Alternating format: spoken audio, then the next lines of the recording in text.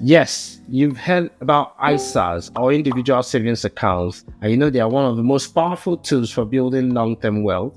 They are tax-free, flexible, and even come with perks like a £1,000 bonus from the government. But here's the problem: most people are making costly mistakes with their ISAs, quietly draining their wealth and missing out on massive opportunities because they are not using them correctly. From using the wrong type of ISAs to misunderstanding the £20,000 allowance and even to paying hidden fees.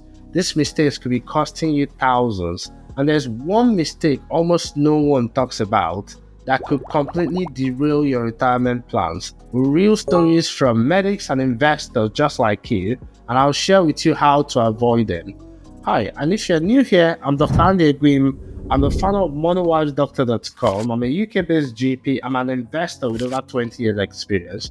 Over the past couple of years, I've helped over 10,000 medics save smarter, invest better, and avoid costly financial mistakes through my guides, masterclasses, blogs, and sessions. Now, even with over 20 years of experience myself in investing, I've made some mistakes with the ISAs myself, and some of those mistakes cost me thousands of pounds. That's why I'm here today, to help you avoid the same mistakes. In fact, just last month in one of my masterclasses, a consultant, a doctor working in the NHS, shared how they've been investing in ISAs for years but missed out on major benefits. It turned out they were just putting their money in a cash ISA rather than investing it in a stock and shares ISA.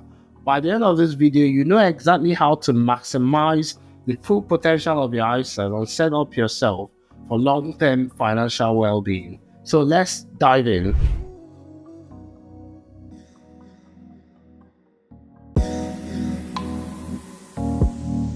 Mistake number one, thinking that an ISA is an investment.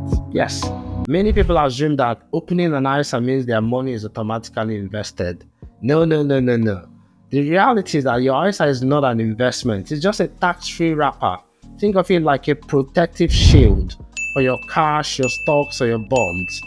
If you think of an ISA like your backpack, if you're going for a hike, it doesn't work for you, but it protects your essentials along the way, your water bottle, your snacks, and whatever else you have there. So the way to go around it is, the power of an ISA lies inside what you put inside. For instance, if you're using a lifetime ISA to save for your home and you put it in cash, okay, fine. If it's a cash ISA for saving, alright. But if it's a stock and shares ISA, then it's got to be stock and shares. Mistake number two, overusing cash ISAs. Here's a problem. A staggering 63% of new ISA accounts being opened, majority of them are cash ISAs. In fact, last time I looked at the government figures, only 6% were stock and shares ISA. If you keep up to £20,000 just in your cash ISA, you will not be able to beat inflation. You probably get the interest rate, but you'll not be able to beat inflation. It's like filling a leaky bucket. No matter how much you pour into it, it will never stay full. Now, a medic in one of our one-to-one sessions admitted they kept their savings in a cash ISA for 5 years, thinking it was the safest option.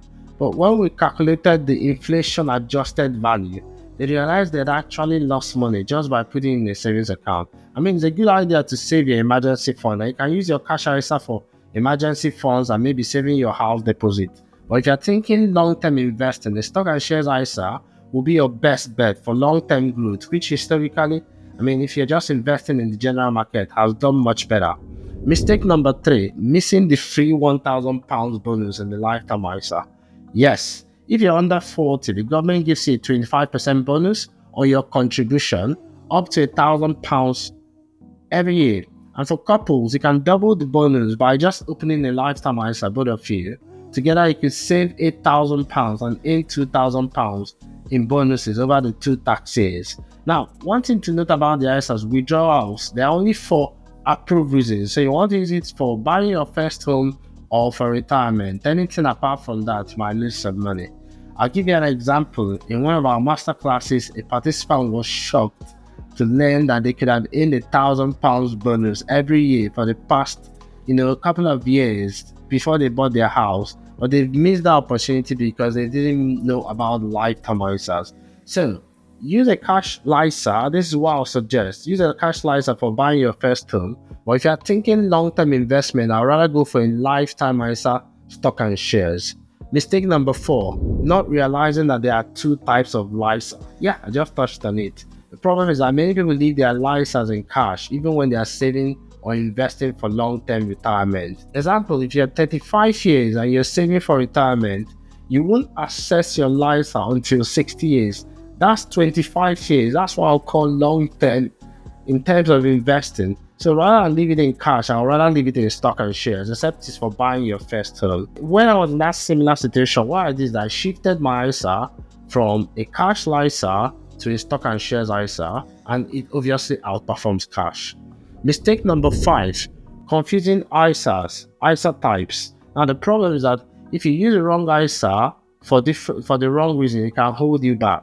I'll just give you a quick idea on the ISA. Lifetime ISA is best for first home or retirement.